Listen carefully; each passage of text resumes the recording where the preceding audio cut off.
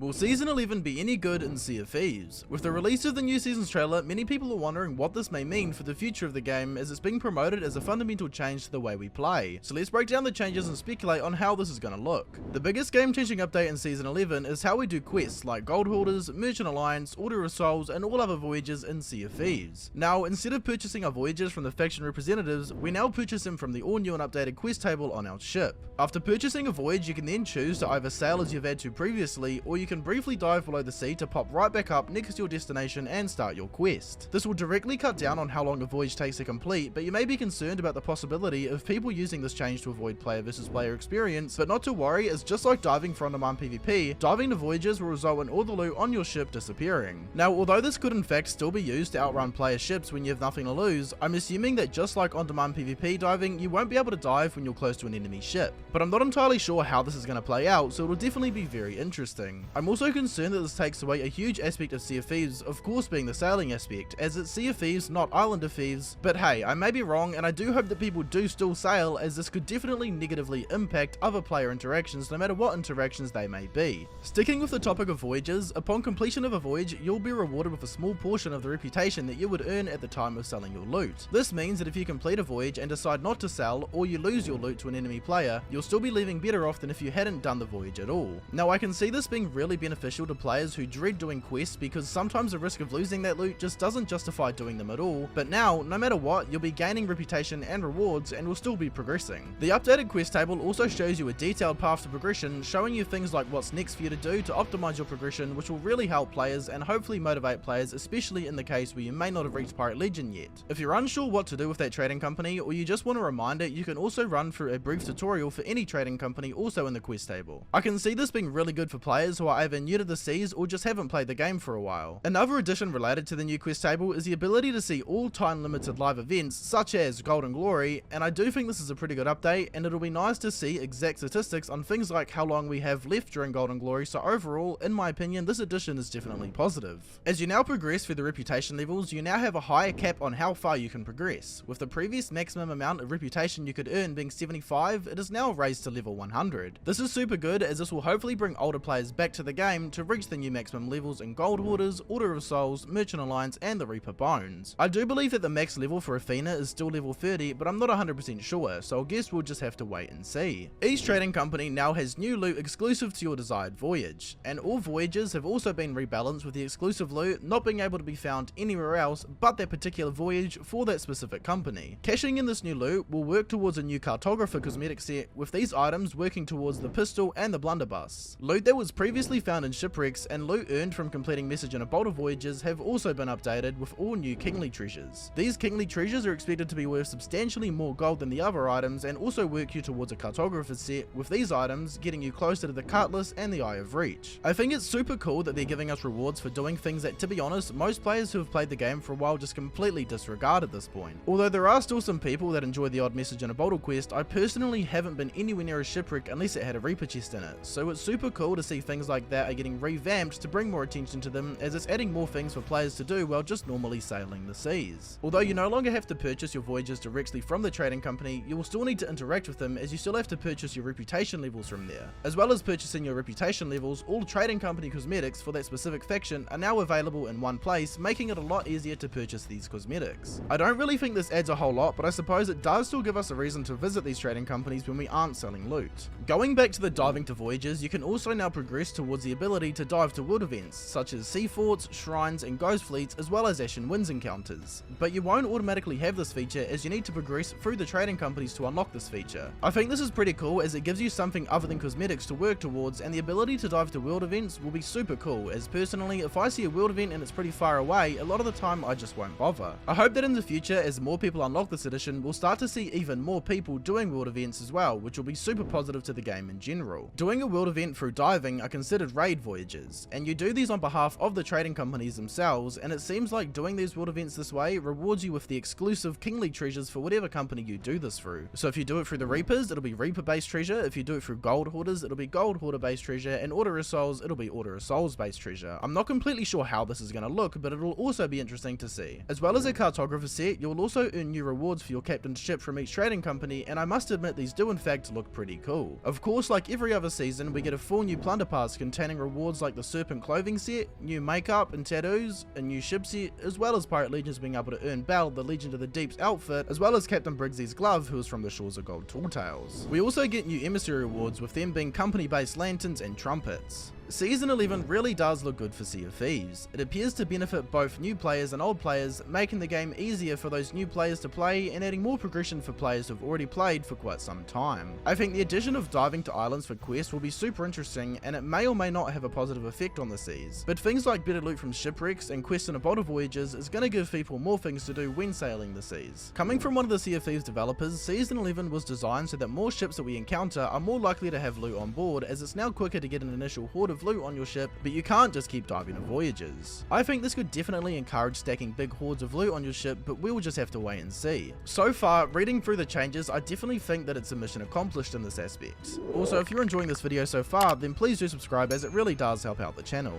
I think this update really brings together all of the previous updates from the past 10 seasons. In a way, it incorporates every single season into one, which really shows a vision that Rare, the development team, had years ago, as diving was released in Season 8 with the on-demand PvP, which is now being widely used for voyages. Captaincy was released in Season 7, now with new cosmetics unlockable for this. Season 6 released a sea fort, which we can now progress towards being able to dive to. The Flameheart World event was removed, but re-added as a ghost fleet, which we can also now dive to. New tall tales like the Pirate's Life were added during Season 3, which again can be dived to, and in general, this update seems to be the one that ties all of the previous work together, and this really does make me excited for the future of Sea of Thieves, and I'm curious as to what will come next.